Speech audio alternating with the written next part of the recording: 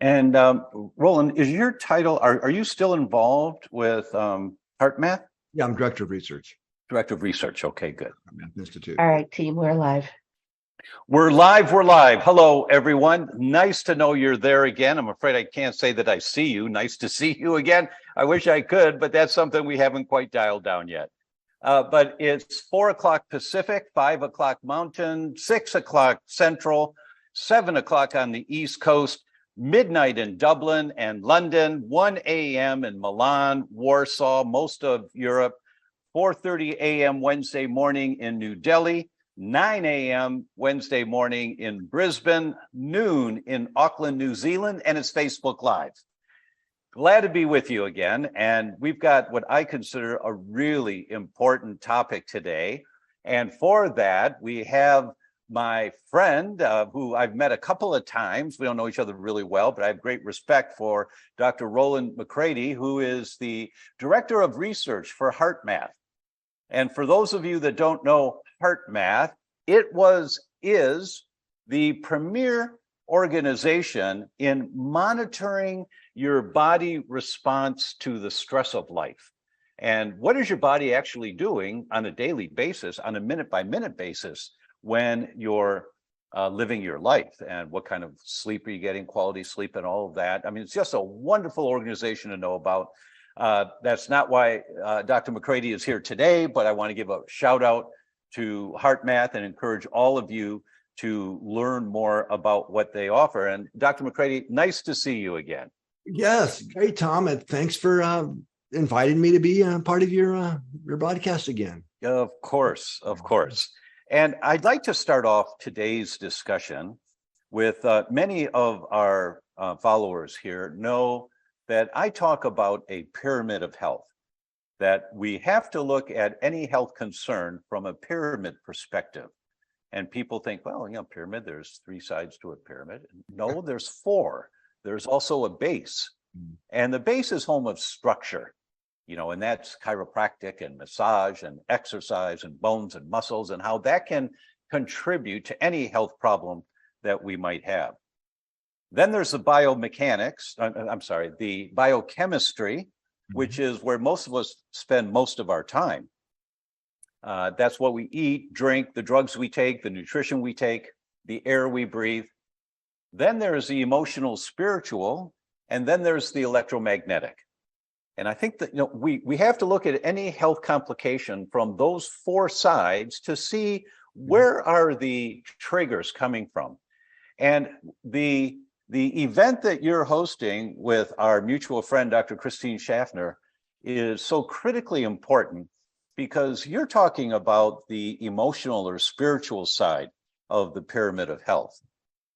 And as I understand, that's most of the focus of your event. Am I correct on that? Well, yeah, it's a lot of the focus. Yes, it's a wonderful blend, actually, of over 40 speakers on it's titled the Science of Cultivating Coherence, or the Art and Science of Cultivating Coherence.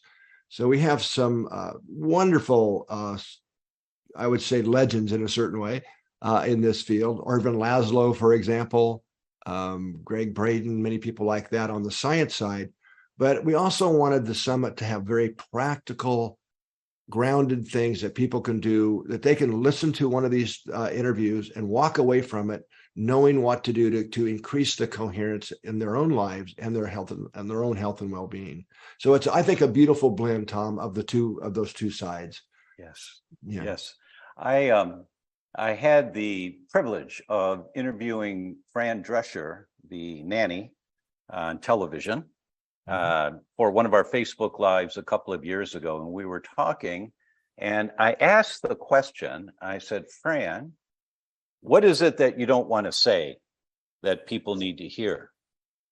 And she just looked at me, and she looked right into the camera for about 10, 15 seconds maybe. And then she said, someone broke into my house and raped me. I didn't tell anyone. The next day I went to work as if everything was fine. Within a year and a half, I was diagnosed with ovarian cancer. You must address the emotional side of health. You can't hold it in and think everything's going to be okay.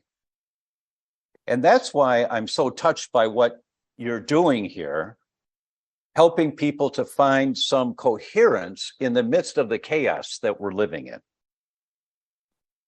Yeah. You're so right, Tom. And this is what I talk about this a lot. We're a full-fledged psychophysiology laboratory here. We've got all the 3-letter stuff, right? EEGs Yes. and EMGs and ECGs and all PhDs, that. right? Yeah, all that stuff. I've been wiring people up and monitoring physiology. In fact, I'm a psychophysiologist is my background. It's really to study how thoughts, emotions, it's really the interface between our thoughts, emotions, our energetic, our electromagnetic, as you said, self, and our physiology, right? That's what we study. And so I talk a lot about it's that emotions that run the show when it comes to our physiology. And this is so easy to prove this, to show this in the lab. We can have you wired up to all this stuff, right? Measuring your hormones and your neural activity and this and that, and have you thinking and sterile subtractions, and all this kind of stuff, cognitive, mental processes. And yeah, of course, you can measure some stuff, it changes, but not much really. But once you feel something, once you get embarrassed because you can't do subtractions well, or you get frustrated, or these type of things, man, you can measure big changes fast in the physiology. Yes. Right, in our blood pressure and our hormones. It really is our emotions and how we feel that run the show. Does that make sense to you? And it's why we makes so much. It makes perfect sense. And in my experience as a clinician over the years, when people come to me who say, I've been everywhere, I've seen everyone, I've spent tens of thousands of dollars, I'm a little bit better, but I'm not really healthy yet. The first thing I always look at, you have to, is that what are they running away from? What is it that they're not addressing? If they've seen really great physicians who are comprehensive in their own rights, what is it the person does not want to deal with? Where's the emergency brake? You back out of a driveway and you say, what's wrong with this car? It's not going the emergency brake. And then, where's the emergency brake for people when the effort they're putting out is not getting the result they want? And my experience as a clinician over the years has been consistently the emotional or the spiritual side is where we find traction. Have you found something similar? Oh, absolutely. I mean, that's, I get it accused, I'll say, a lot of our research kind of really being some of maybe the leading in bridging the science of bridging science and spirituality. Yeah. Because we really are talking about the heart, ultimately the heart having access to a larger part of ourself. Yeah. Right. And it's it was, to quote David Bohm, whom I'm a Bohmist, it's really part of our undivided wholeness. Right. We can't separate ourselves. Let me say it this way. You can't put a thought under a microscope or a feeling or an intuition. Right. Those are ultimately, from my perspective and what we see here in the lab, vibrational qualities ultimately. And that's what I mean by our energetic self that coexists with us. And it really is another dimension of intelligence that's going on. Yes. Does that make sense, Tom, to you? I mean, the way it makes sense. And I'm thinking, if I'm in the shoes of people who are watching who don't study science, but they're listening to this, how do they begin to put their toe in the water of this concept with all of the experts that you're interviewing for your event?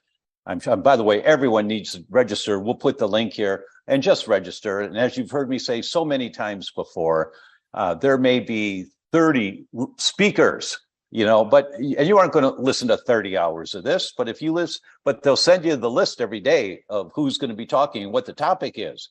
And if you listen to one talk, that one talk may change your life. Indeed.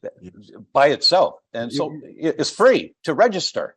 Yeah. So you're absolutely right. And some of our speakers, you're absolutely right, could be life-changing for a lot of people. Yeah, exactly. Especially on this topic of spirit emotion, because we hide from that. We, not consciously, but because the tools that we had when the initial trauma came in, usually it's as a child, we didn't have the tools to process that energy that came at us in a healthy way, whatever it was. And so we survived the best we could.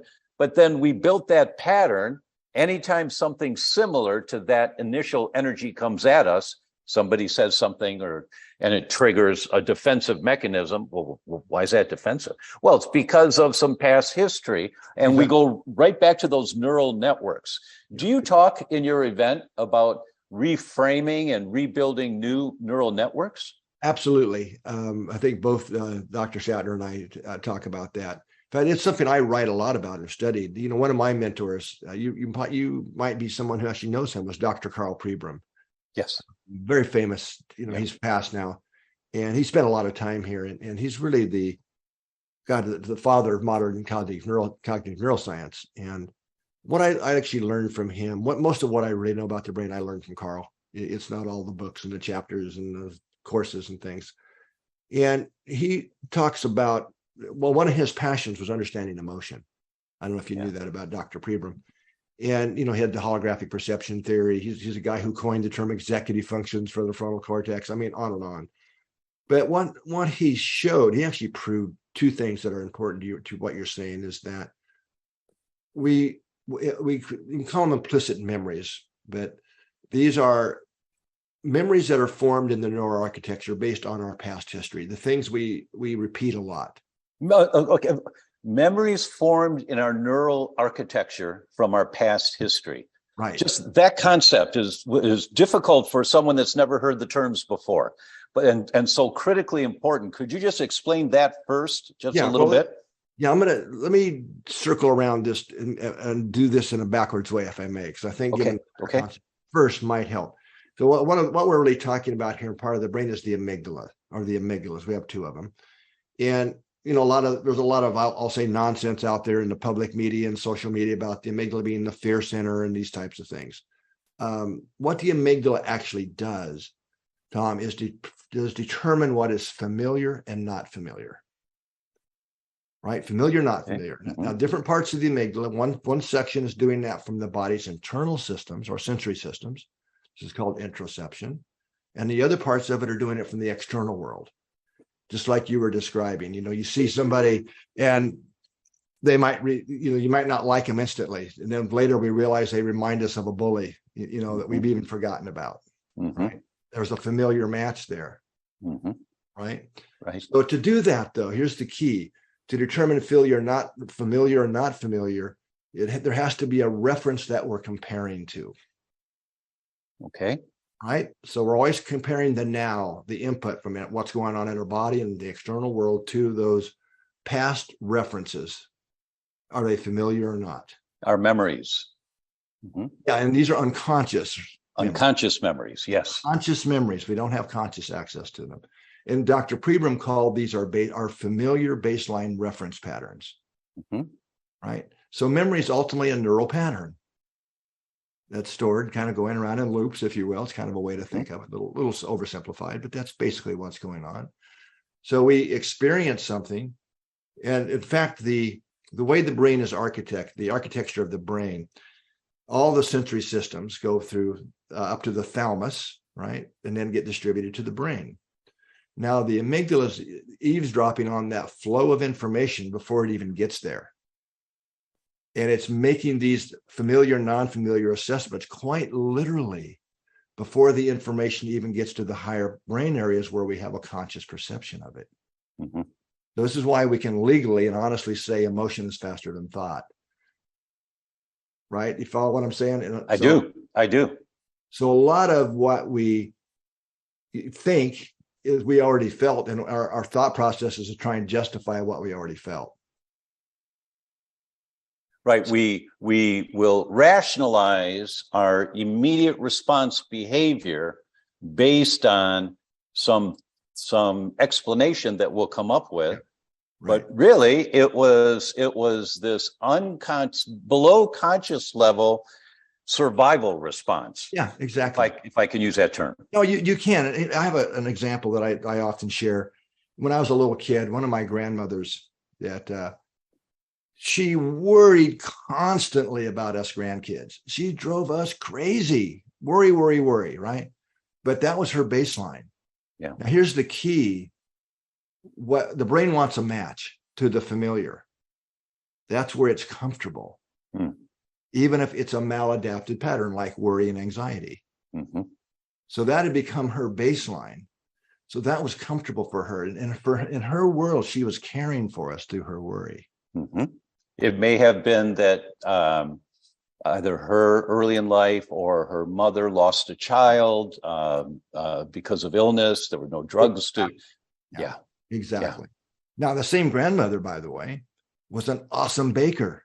And every time we'd come over, the kids would come over, she would have hot, fresh chocolate chip cookies. Oh. Yeah. So I can't walk through an airport or something to this day, and get a whiff of those, that it doesn't trigger those positive memories just as well. Yes. So again, familiar, not familiar, and what's the reference pattern? Yes. That is such an important concept. And, this thing about psychotherapy, I was married to a Jungian analyst as a psychotherapist for 23 years and fully immersed in that world. And there's such value in beginning to put your toe in the water of how you operate in life. What are the reasons that you can see that? I mean, that's really good. And my experience now is the deeper we go into our own quiet time and get past our rationalizations about it and just listen to our intuition, whether we call it prayer or we call it meditation or we call it mindful walking, but just taking some quiet time and listening to our inner voice. Is that a message that comes out of your event? Absolutely. Strong, well, especially in some of the interviews with myself and like Greg and different ones that are in it. Just one more thing to finish that story I was just telling, if I may, Tom. Yeah, please. One of the things that there's two ways we form baselines. One is often repeated patterns, right? Or it can be a traumatic thing that really hits us emotionally that can rapidly form a baseline. Now, what Dr. Pribram proved, and this is so important and so relevant to the summit coming up, is he actually proved this, is that you cannot think yourself into a new baseline. Wow. Not directly. The only way to do it is to change the inputs from the body to the amygdala. And the heart is the key because it is the rhythm of the organ of rhythm that is constantly being monitored by the amygdala. So that concept. Shifting into coherence sends a coherent signal to the amygdala. We do that often enough. We're reprogramming those baselines. Sorry. That's a brilliant, and of course it's coming from you because this is your world. But for people who've never heard about this before, that's why the concepts in HeartMath are so important, because they give you a tool by which to monitor how your body is physically responding to your world and the experiences you have, and also the work you're putting out, the quiet time you take. You go for a walk. What does your heart say about that walk? And what's the quality of your sleep afterwards? But that's an excellent monitoring tool, is monitoring your heart response to the efforts you're putting out to be a more integrated person. Indeed. Yeah, in fact, we invented a technology that's all over the world now, and a lot of people copying it, which is great to see it getting so well adopted. But monitors that monitor your heart rhythm, your heart rate variability. And what we did in ours back in late 1990s when we first introduced this, that very inexpensively. In fact, you can even use some of our apps now that use your phone's camera as the sensor. Wow. Very, very inexpensive to actually monitor your heart rhythms in real time and then ask the question, how coherent is my physiology? Because our heart rhythms are directly reflective of the synchronized activity in our higher brain systems and within our autonomic nervous system. I think without going into a lot of science, most people can kind of intuitively get that it's good to be in sync. Right? Yes. Really, for many of our listeners who are not in healthcare directly, the idea of coherence is a foreign word. They really, I'm sure that's the case. And well, coherent, what, so what, if I can try to explain what you're saying, the more integrated and calm our body is in doing our everyday life with all of the experiences that come into us, the happier we are, the more we have to give to our families. And so the idea of coherence means balance. It means we're integrated together here. And the tools that Dr. McCraty is talking about, monitoring your heart response, are simple, inexpensive tools that can help you start to understand the effect of the efforts you're putting out. Would that be an okay? No, absolutely. That's a very, very fair way to say it. And then we've also developed, we spent a lot of time in our lab really understanding the physiology of optimal function. And and this is where it directly ties into emotion, like we were talking about earlier. Because when we feel good, when we especially feel things like appreciation, compassion, kindness, that shifts the activity in our physiology in a very measurable way into a more optimal state, a more synchronized state. Yes. And coherence just means harmonious. The parts of a system are working together in an energy efficient and harmonious way. That's all coherence means. Yes. So when we're feeling things like frustration, or impatience or anxiety, that is throwing our inner systems out of sync, and we call that incoherence, and that's also reflected in the rhythm of the heart, right? So it's pretty easy to see the difference.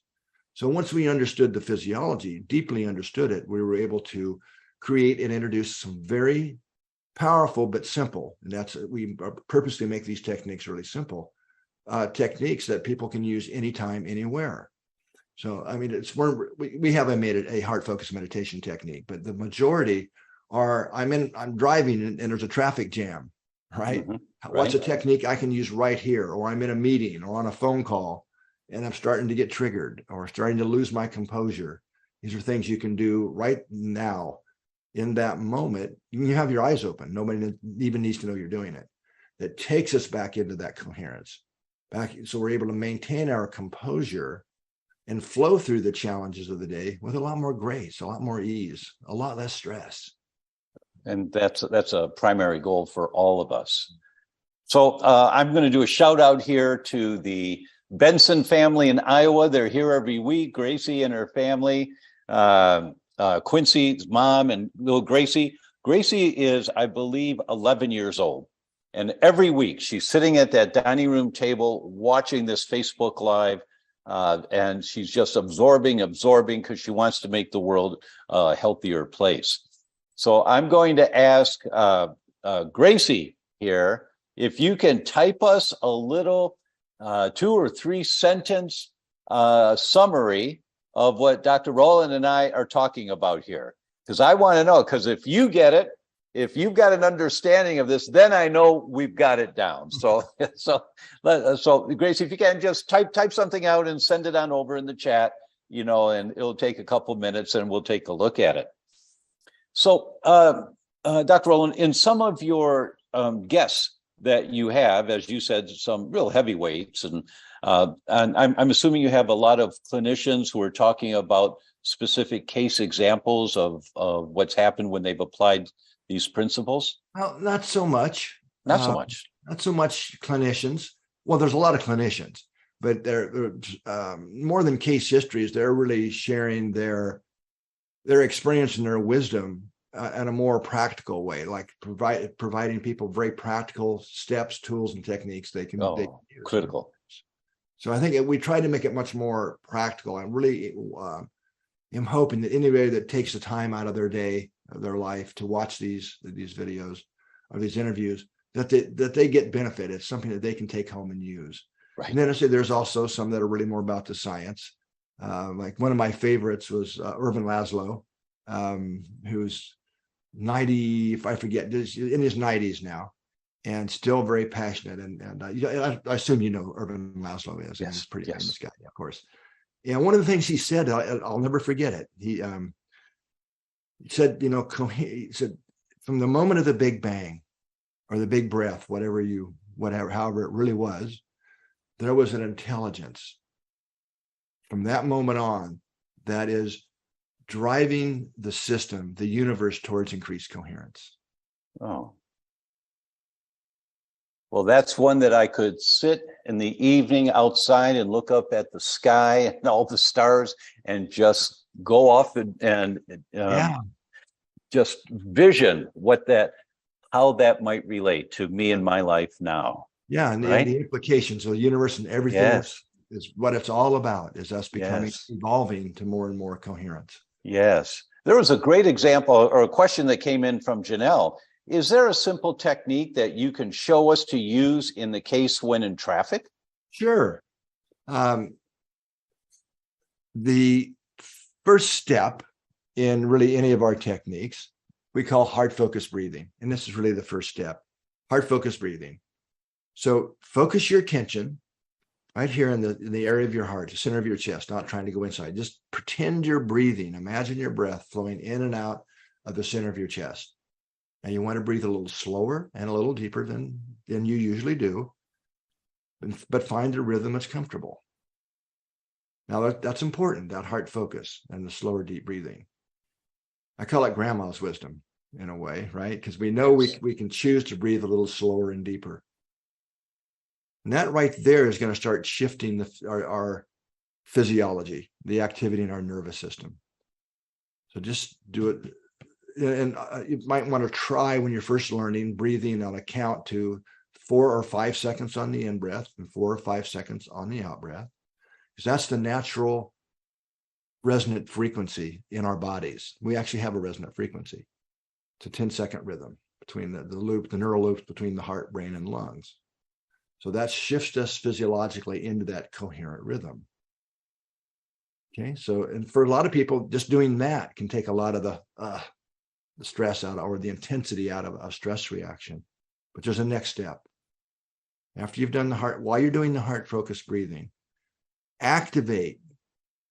consciously activate feelings of appreciation or care or kindness or a compassionate attitude. It might, whatever it seems appropriate, whatever the appropriate is, and actually breathe that feeling.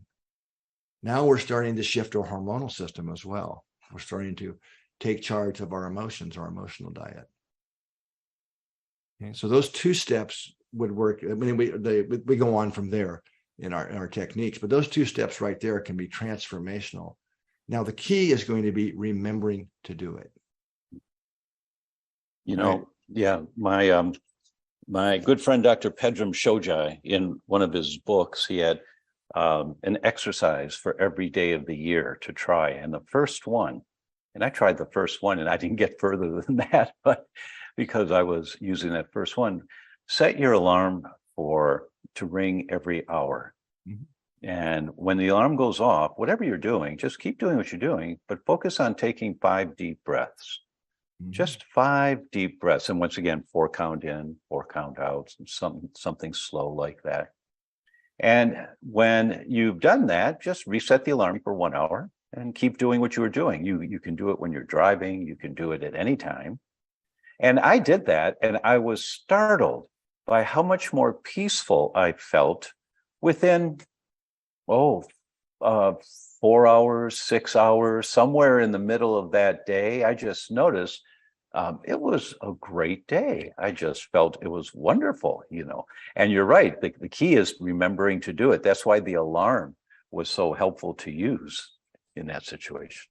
Yeah. And we always recommend people find ways to remember until it becomes automatic, until that's our new baseline. Yeah. Right. Because that takes a few weeks to reprogram those neural circuits. One of the favorite, well, I would say favorite, but an example that a friend of mine, a co-trainer, we did a lot of work in the military together, training. He came up with his reminder, and I think it's brilliant. And that is every time he crosses a threshold, walks through a door, that's his reminder to shift to the heart focused breathing, and ask himself, what's the appropriate attitude or emotion to bring into this next situation? That's brilliant, because it really is. And I think he does it to this day.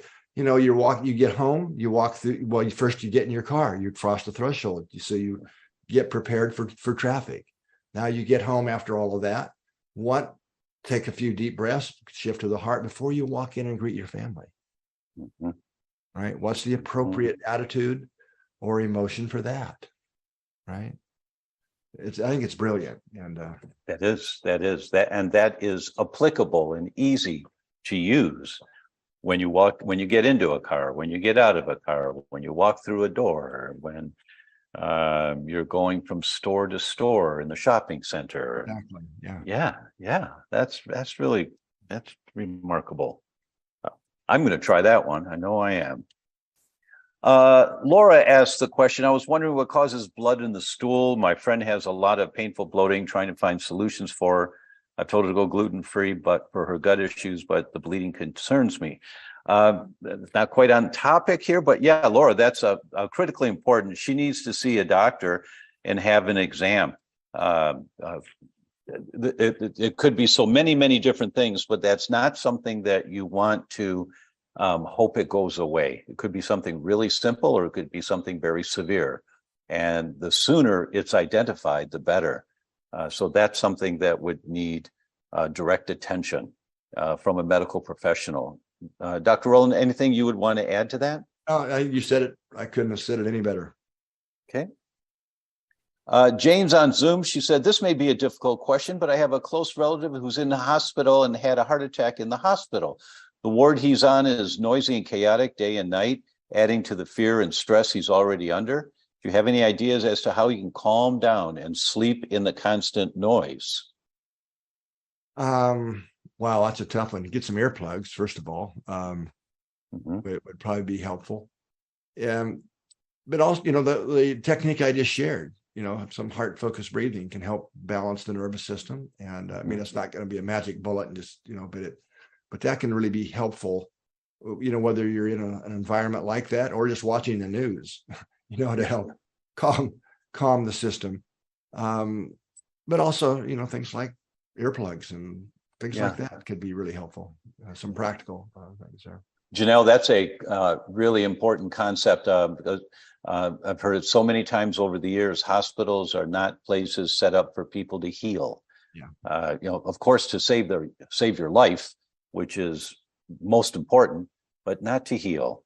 And my thought is a corded headset to a phone and you just listen to meditative music or to Mozart. Mozart for babies is really calming, and if she can turn up loud enough so that it overrides the chaos around him and focuses on that and focuses on his breathing, he might be able to get better sleep. Yeah, right. And during the daytime, maybe some books on tape or something he enjoys. Colin has a question. When we are experiencing the physical pain of illness, we may find it difficult to accept the traumatic influences involved. Fair enough. Yeah. Good point. Then the challenge is when you recognize that you're resistant, let go of the resistance. If you don't recognize you're resistant because of the pain, let go of the resistance.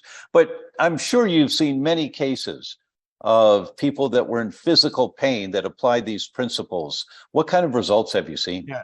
Well, in fact, I could say that the HeartMath skills are taught or are incorporated into many hospital pain clinics. And so that may sound kind of crazy, but it's true because it does help with taking the intensity out of pain. And out of the research world of what's called neurocardiology, which studies the intrinsic cardiac nervous system of the brain and the heart and all the afferent and efferent neural connections in the nervous system. It was a neurocardiology group actually in Oklahoma that was able to map out and show that some of the ascending neural pathways from the heart, in fact, the heart sends far more information to the brain than the other way around. But some of these pathways in the vagus nerve that come up from the heart and cardiovascular system actually turn and go down into the spinal column, and they inhibit the pain pathways in the thalamic, it's called the thalamic pain tract, the tract that goes up to the thalamus. So when we increase the vagal afferent or the ascending traffic from the vagus nerve, we can actually inhibit physiologically the pain signals. Now, when you're in a heart rhythm, coherent heart rhythm state, you're increasing the amplitude of that rhythm, which directly in a nonlinear way actually increases the what's called vagal afferent, or the ascending vagal traffic. Mm-hmm. So that it helps inhibit pain, but also has a lot of other benefits in terms of synchronizing the activity in our brain and higher brain systems. So what he just said, Colin, is that it works really well. If you can focus on it, focus on some of the breathing techniques and the heart-centered techniques, you may find. And breathing a feeling of calm, or feeling as you're doing the heart-focused breathing. Mm-hmm, mm-hmm. I fully agree with that. Fully agree. And I'm sure you've got many, many cases of people who were in severe pain, who have, or migraines, and who have applied these principles. Yeah, I mean, and we actually don't have we're a basic research here, but we have trained. Well, in fact, I think there's around 60,000 healthcare providers who have now gotten certified in our programs that work with their patients. Yeah. And there's over 500 independent studies now published. Oh, excuse me. Anyway. Yeah, there's a lot of evidence as how powerful this is. If everyone here tonight doesn't realize that we're talking with Dr. Rollin McCraty, who is one of the world leaders in this field. This guy's been doing this for 40 years. Can I? 30 some. Anyway. 30 some years. Okay. Okay. And these pearls that he's giving us, they work. They work. And so once again, everyone should please register for this event. You don't have to commit to listening to anything more than you've got an interest to that day, but you'll get the list of who's speaking that day, and there may be a topic that really catches you. Tana makes a comment here. I ended up with a brain tumor called Cushing's disease. I'm definitely learning how to slow down and reverse being stuck in fight or flight post-brain surgery. Way to go. Way to go, Tana. That's a critically important component of your healing, is learning how to slow down. Dr. McCraty, can I say that we only heal in parasympathetic dominance? Well, was if you're in a sympathetic state, that the healing mechanisms are put on hold? Well, that's in general true. Yes. Yeah, I think that's fair statement. Okay. And then in that case, when you do these breathing techniques, you're training your system to go into that parasympathetic dominant state, which for most of us, the only time we get there perhaps is when we're sleeping, that our days are so crazy that we just don't know what parasympathetic dominance feels like. Increased parasympathetic activity. You're right that we naturally have a higher parasympathetic activity when we're relaxed or certainly sleeping, but we do a lot of 24-hour HRV monitor, heart rate variability monitoring we do this for clinics all around the world, a lot of functional medicine clinics and so on. And one of the things we see way too often, Tom, is when you look at the HRV over 24 hours, is we go to sleep, but we see that the heart rate, I call it, has a downward slope. It can take up to 4 hours for our heart rate and our variability to get down to what it should be for our nighttime state. And that's a carryover effect from what we've done during the daytime. Oh, interesting. And we just see this far too often. In fact, it's one of the best measures of daily stress is nighttime heart rate and variability. Oh, that's interesting. And is that an easy marker for people to understand on an app on their phone? Not so much, because you have to monitor nighttime heart rate. There are some apps that do that out there now that are nice, that just look at how much variability, but they don't understand those kind of apps. What I'm talking about now, you really have to do more of a clinical assessment. Got it. But this is the effect of watching the 11 o'clock news, where people get all keyed up. Yeah, it could be, or it could be the emotional drama that we put around the conversation at work. Just getting frustrated. This goes back in some of our research in the early 90s. We're not the only ones to have done this, but just getting frustrated. not even really fully angry for about 5 minutes, sets in motion at least 1,400 biochemical changes in our body. And at kind of the top of that chain, which you would be very familiar with, Tom, is cortisol. And so the downstream effect of cortisol modulates at the epigenetic DNA level. So its downstream effects last for hours. Mm-hmm. So we could be getting pissed off in traffic or the meetings we had. So that it's the accumulation of those throughout the day that have these long lasting effects. So those show up especially the first half of the sleep cycle. Which would interfere with your healing process because you can't get into a parasympathetic dominant state. Well, yeah, and you see that the heart rate's too high until about 4 hours into sleep.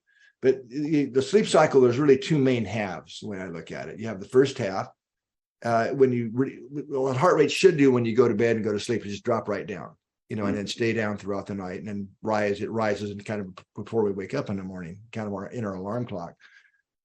But that first half is when immune trafficking is the highest. That's when the immune system's doing its job, the repair mechanisms, growth hormones, that's when it's highest. All of the repairing is going on in that first half of sleep. And then the second half of that cycle, other mechanisms kick in.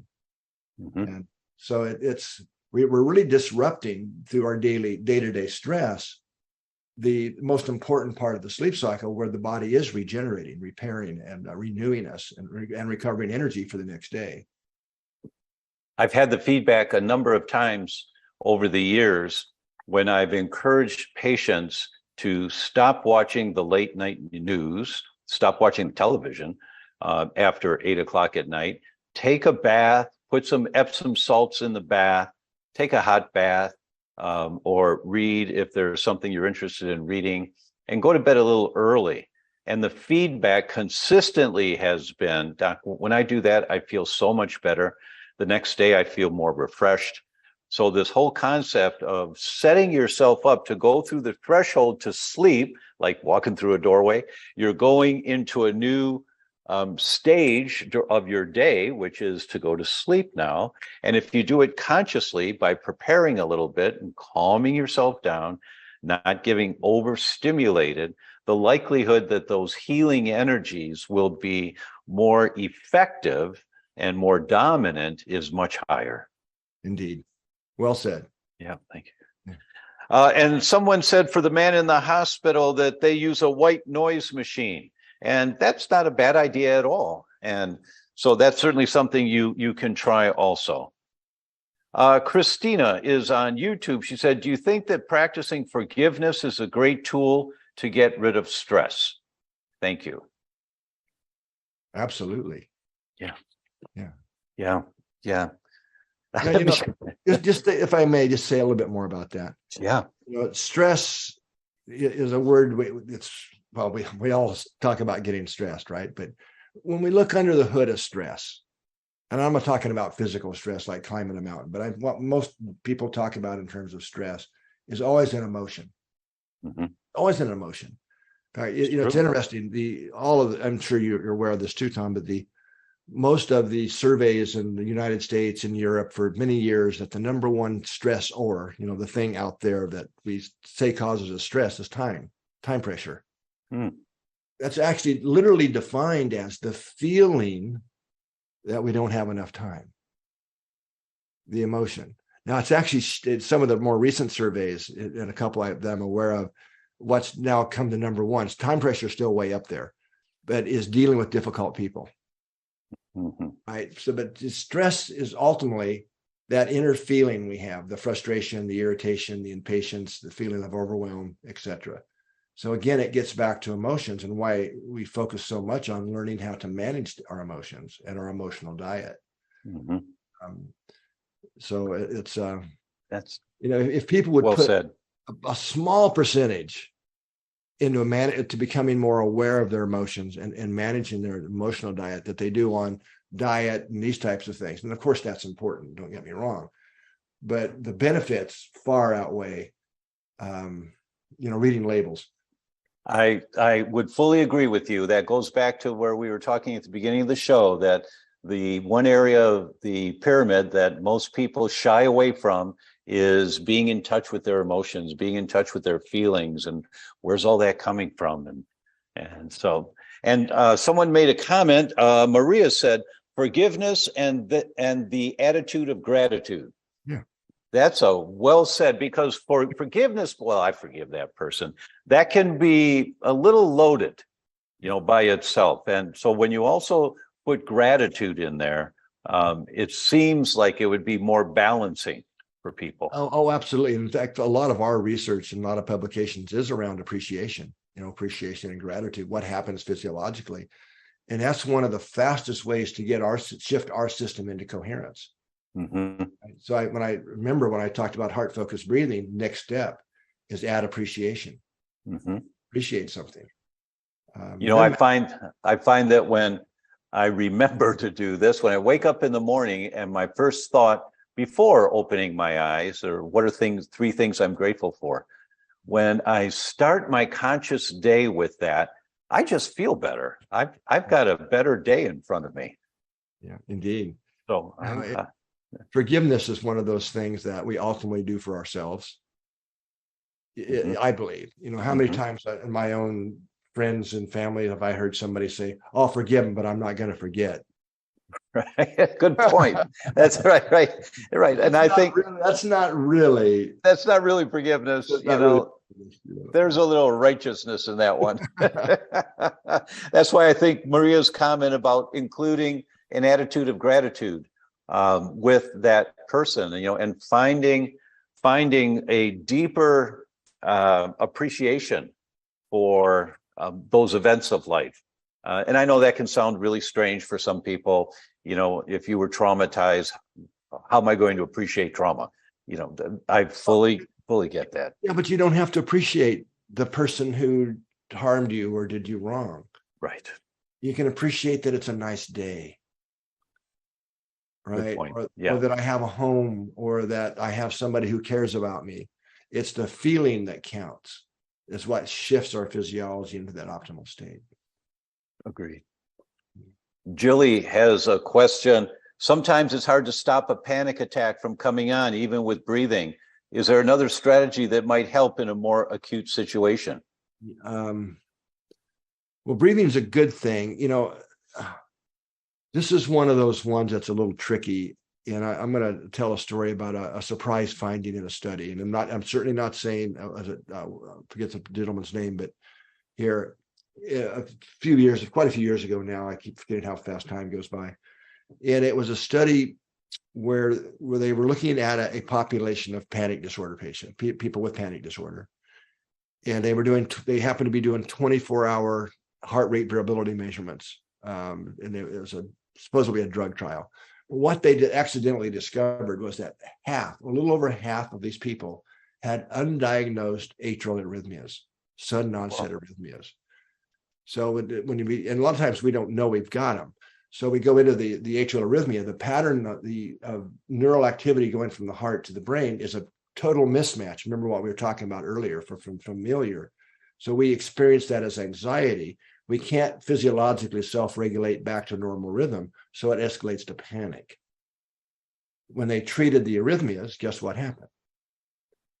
Panic would dissipate. The panic disappeared. So probably half of the people, and especially if somebody does not have a history of anxiety and panic, and you suddenly start having these, it's worth at least checking to make sure you don't have a sudden onset atrial arrhythmia. Mm-hmm. That might be because they come and go, right? And we just never know when they're going to happen. And I'm not saying that's the issue here, but it's something to be aware of, because probably half of the people taking medications for anxiety out there in the world have an undiagnosed. That's not really the problem. That's such a valid point, and arrhythmias are becoming more and more common in the last number of years. And the first thing that we always recommend for a person with an arrhythmia, first be examined, but then if you can, take a break from where you live. Go, can you take a vacation? Can you go visit someone for a few days? Do you find that the arrhythmias calm down? And then you go back to your house, and do they come back? Then you have to look at smart meters and the electromagnetic pollution, because we've seen a number of people whose arrhythmias completely disappear. when they leave their house? Yeah, in fact, we did a step, if I may. Please. We partnered with a group in Nova Scotia, actually, many years ago, that specializes in environmental sensitivity disorder. So patients from all over the world go there. And the majority of the people, the vast majority, there certainly are electromagnetically sensitive people, like you're saying, Tom. But the vast majority that this clinic sees are chemical sensitivities. Mm-hmm. And it was the first time we ever saw, in looking clinically at their population, if you look at the numbers, look like they have really good or almost too much heart rate variability. But when you look under the hood and actually look at their rhythm, it's completely abnormal. And it's what I ended up labeling as vagal system chaos. Whoa. Where something is triggering the system. It gets back into that same self-regulation mechanism we've been talking about. So it's triggering the system into a chaotic state. And then we can't self-regulate it. So then we experience that as panic, right? Often as panic. In fact, all these patients had extreme anxiety or panic that we're talking about. And for a lot of these people, it was exactly, and we started now seeing that in that's the only place we ever saw it, was in that patient population. But now over the last few years, we've been seeing it show up in some of the autonomic assessments we're doing for the clinics I've been describing. And I would say 100% of the cases, they're going to the doctor because of anxiety and panic. But what is really going on is they have an undiagnosed either chemical or some type of sensitivity, mold or some other chemical. And for what I learned from the clinic we were working with, for a lot of these people, they could be farm workers who've been working with pesticides and chemicals their whole life. And finally, the straw that breaks the camel's back, if I can use that metaphor, then they go into these extreme sensitivities where it never bothered them before. So we see starting to see that pop out more and more. I mean, I'm going to say it's rampant, but we see a lot more of it in the general population now. Yeah, well, and that certainly falls right in the category of a functional medicine approach, trying to identify where the environmental triggers that are setting off the symptom pattern that's presenting. Very, very common, unfortunately, to see. Jane asks the question, is it a sign of poor health if you don't have dreams in your sleep?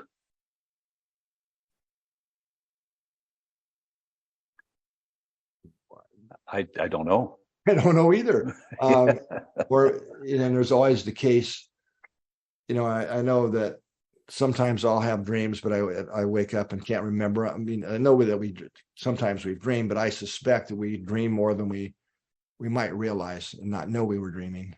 That's my suspicion also, that was going on for me, to say, I think I often don't remember my dreams. I've not put attention on it. And my ex, as I mentioned, was a Jungian analyst, where dreams are really important tools for them. And so they encourage people to, when you go to bed at night, put a pad of paper and a pen next to the bed. And just, if you remember anything in the morning when you wake up, just write down what you remember right away. And people develop the skill of really developing more clarity of what they're dreaming about. So it's an exercise that you can do to enhance your memory of dreams. It's certainly possible. Colin asks, there is no doubt there is a psychological aspect to illness, but one is suffering the physical aspects of illness. It can be difficult to see or relate to the psychological aspects of trauma. It's an observation rather than a question, but there is probably a question in there. I think didn't we already address that one? I thought. I think we addressed the topic. Yes, we did. Cody asks, I have had autoimmune Addison's disease for 24 years, and there is no possible reversing. And Cody put that all in capital letters. So I have for emphasis, no possible reversing. So I understand, Cody, that is your thought process. And I would, we rebuild, every cell in your body regenerates. The question is just what kind of cells are you regenerating? And I have to believe that if we can identify the triggers for autoimmunity, that there is always the possibility of having better function.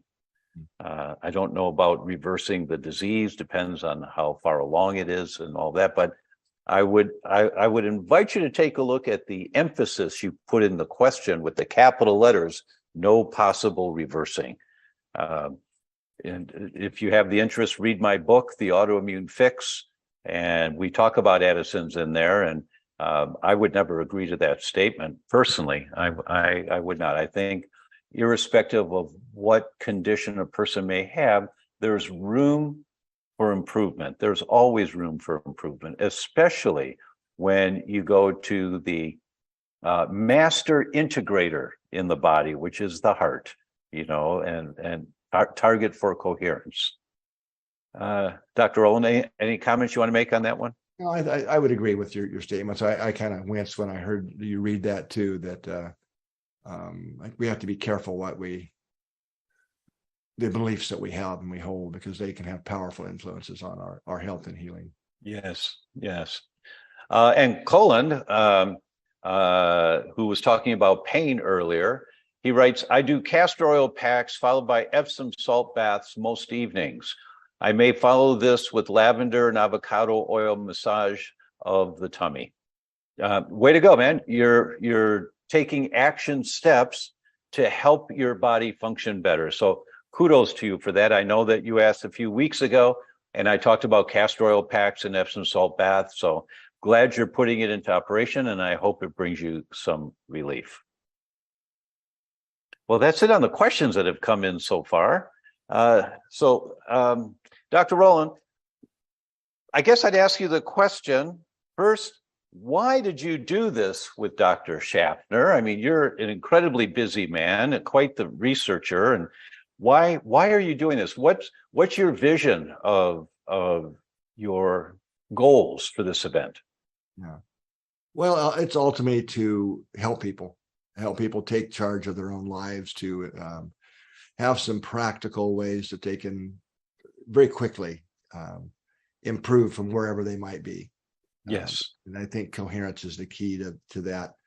30 years ago, when I would show up at scientific conferences or be presenting papers and talking about this concept of physiological coherence, how the systems in our body, we can measure that, and heart-brain coherence, and how the heart and brain can be synchronized or not. I'd get a lot of weird looks. Yes, you were the pioneer.